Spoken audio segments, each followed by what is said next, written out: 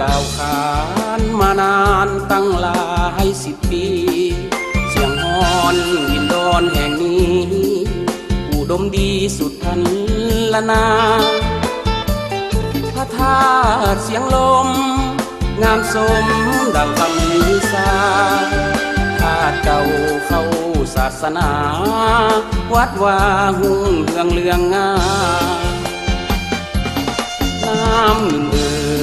ยบ่ลืมเลยเจ้าคือสายใจห่วงโซนเพิ่งพาอาศัยสร้างเมืองฟ้าให้หลายสิ่งอำนวยทิวทัศน์งามตามัดสานาล่องลอย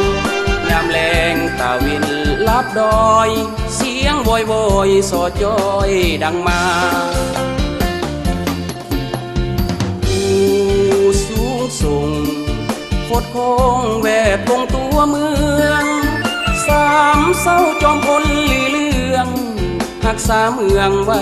อยู่สุขีสร้างเกือกเจ้างามผู้ล้านอาถรรพ์มั่งมีเฮาสนอยู่กันทวนทีดินแดนนี้เมืองมนเสียงซอ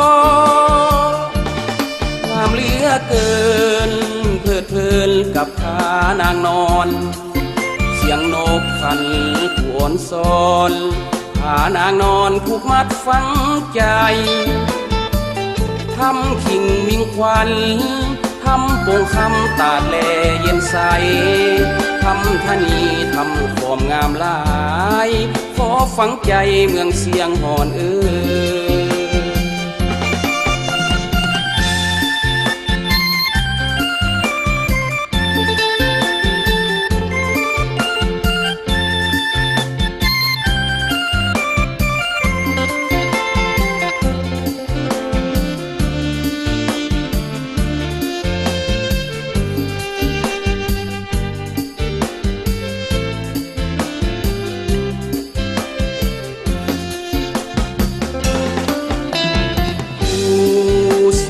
ส่ง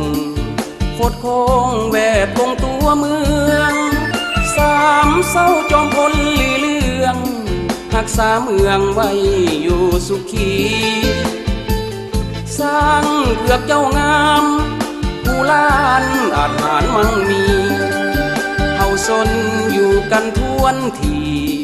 ดินแดนนี้เมืองมนเสียงซองามเหลือเกิน